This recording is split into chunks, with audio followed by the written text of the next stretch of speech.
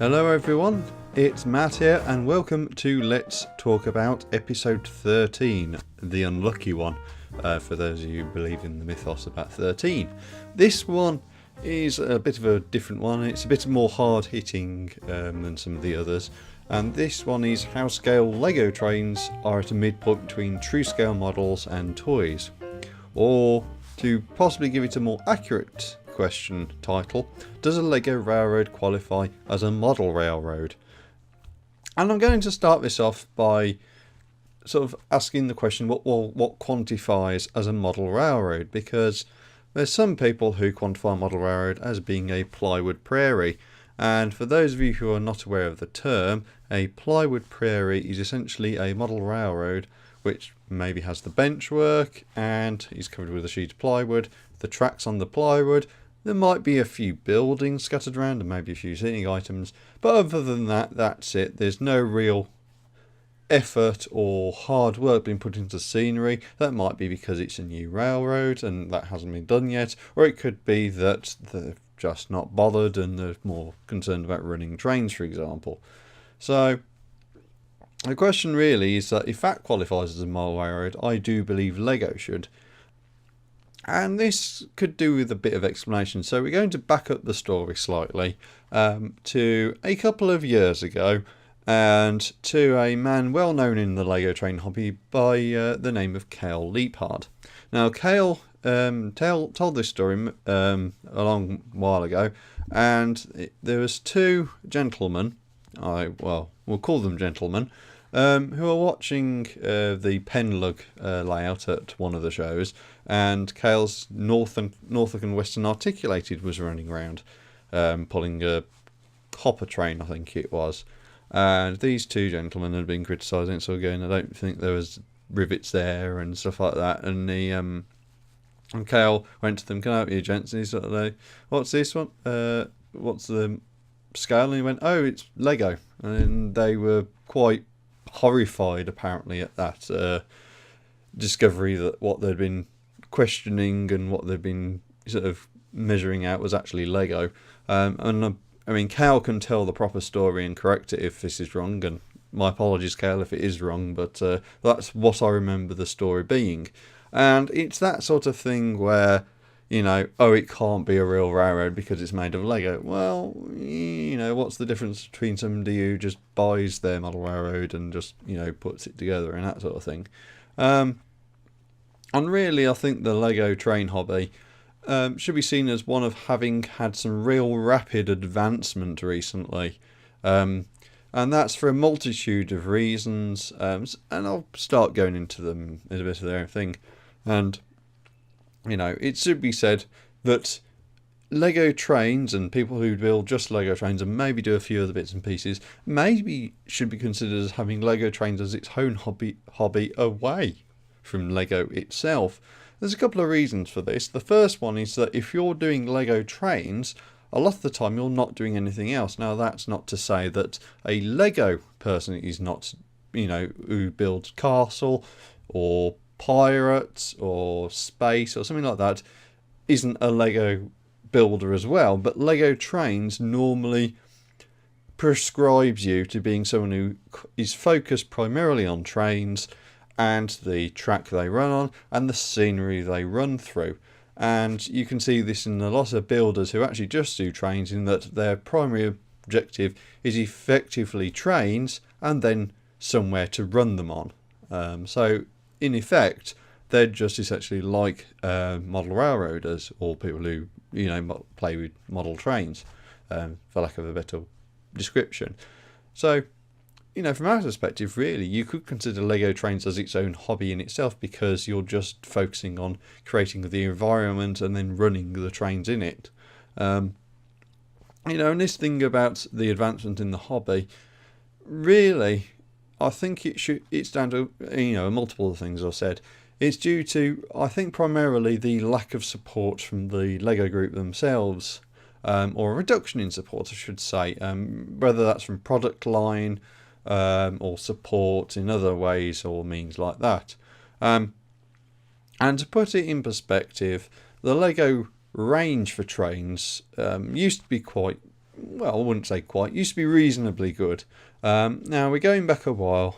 So the My Own Train line from the 2000s was really the last hurrah. You had World City after that, I think, which was about 2004.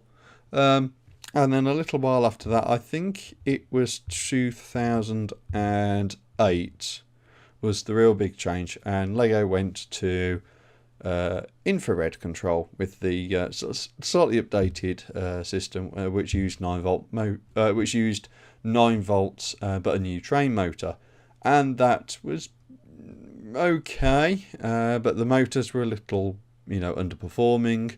There's a few other criticisms, like the loco chassis you had to use were 8 wide and specialised, so you couldn't really build anything other than a diesel or an electric loco. Or you had to build a powered wagon, and then your loco was effectively just pushed around. So there was a bit of criticism about that. And then they changed to power functions, and then obviously we've had this sort of 4-yearly cycle. So obviously you've had trains in, 2010, 2014, and then 2018, which was the ones you'll currently find on shelves. And then obviously, in addition to that, you'll have had others. So obviously the most recent one being the Harry Potter train. And then this year, 2019, we're also getting a train in the hidden side theme, which has caused a little bit of ripples in the train community, because they're changing the wheel bearing element. Whether that's just for that set or whether it's for the future remains to be seen. It could be that they are changing the entire wheel bearing element to this new one, so that they can eliminate the metal axle that's in the sets, and that's obviously a safety concern and that sort of thing. So it could be something to do with that, but that's something for the future, and it's not for us to talk about. And this sort of change in the product range has led to some people to sort of take it upon themselves to create some innovation, and the advancement with the internet and how much resources are available, the new technologies coming out, such as specialist controllers and 3D printing, has led to this advancement. So obviously we've got custom controllers now, such as the PFX brick, Buies, and S-brick as well.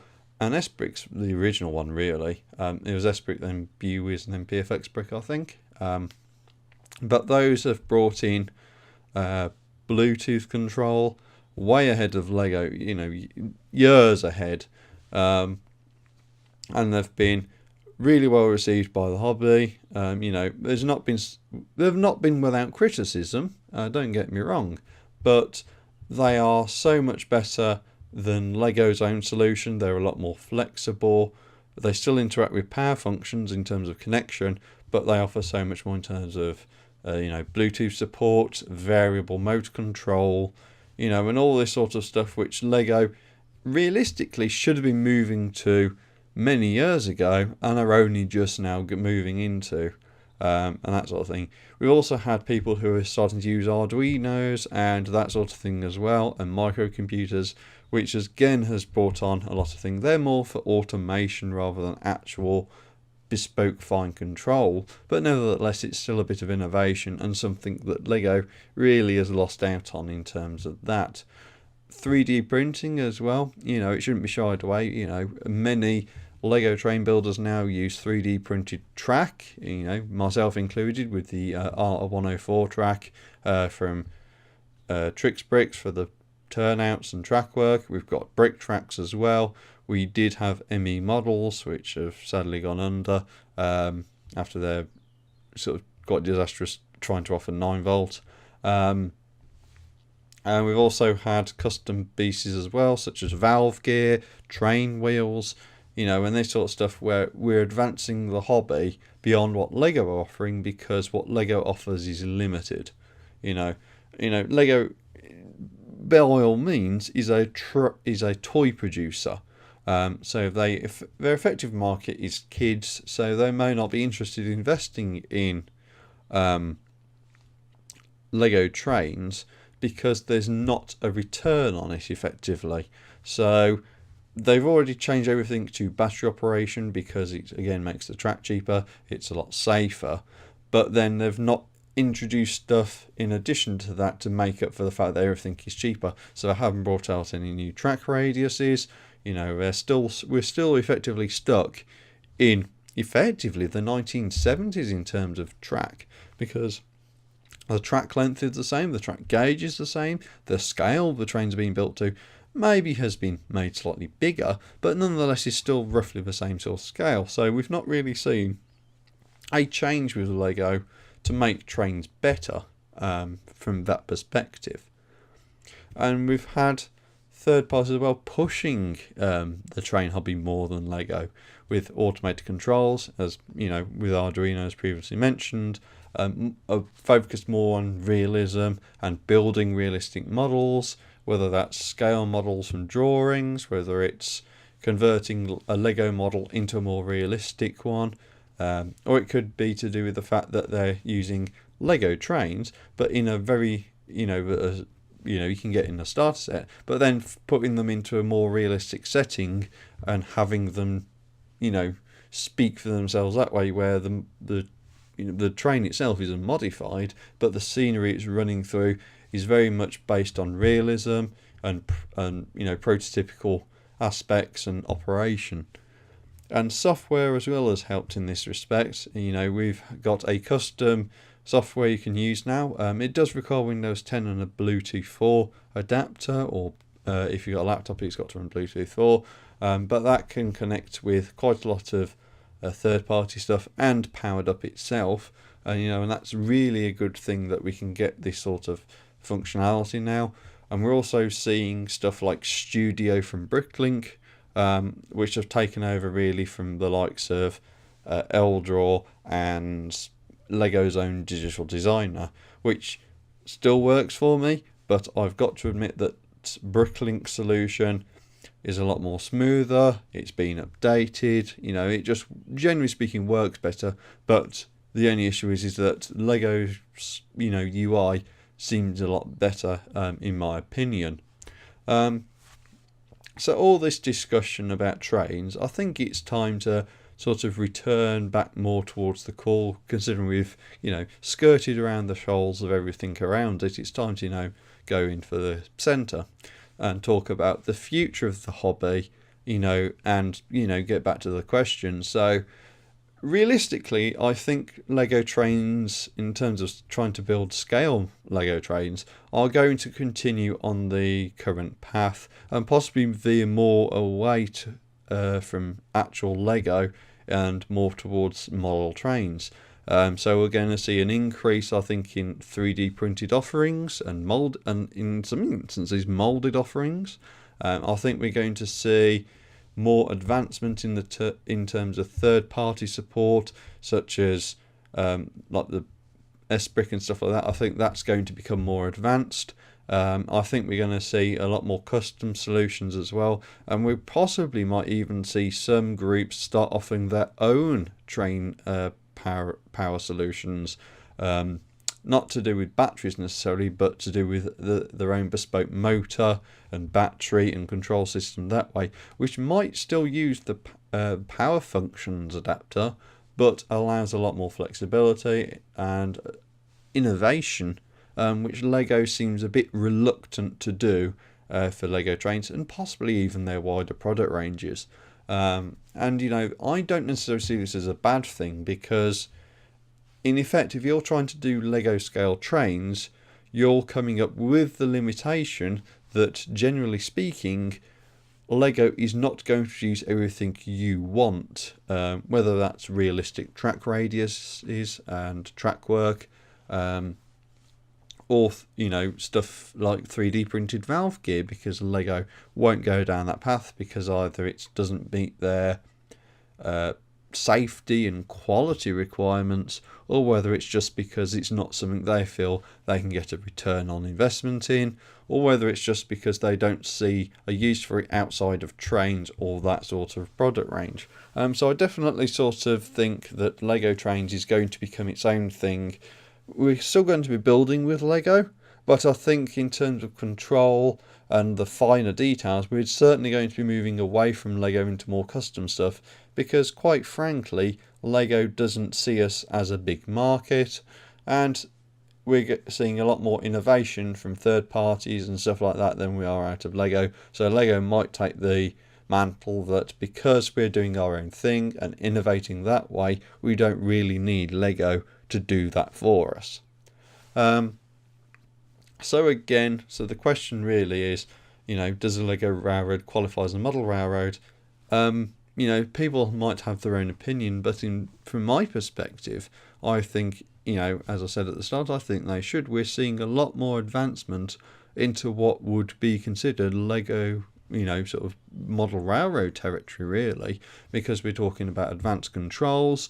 A lot of models are having lots of lights fitted, like diesel models, so we've got like step lights and stuff like that on some mocks people are building. We're seeing a lot of what would have been considered, even in actual scale model railroads, say 20 years ago, as being very advanced for its time. Even in model railroads, we've only really seen Bluetooth control within the past 5 years to 10 years, similar to what has been offered in the Lego community. So I definitely believe that Lego, railroading is equivalent to model railroading. It might not necessarily be the same from a woodwork or a track work, it's not a scratch building perspective or things like that. But nevertheless, I think if you can consider, a plain baseboard and a oval of track and maybe a few buildings and trees and that sort of stuff as a model railroad, then I believe you should consider stuff like PennLUG's layout and layouts of that nature and of high fidelity, scale models, semi-accurate or accurate buildings, and a general consensus towards realism and accuracy as a model railroad. And that is effectively, I think, the crux of the discussion effectively. So that was about 17-18 minutes of your time wasted discussing this topic. I hope you've enjoyed it, and that's it for Let's Talk About 13. So hopefully you'll see some more content coming up real soon, and I hope you enjoyed the one man's rant, or one man's debate as it were. So that's all for now, and talk to you next time.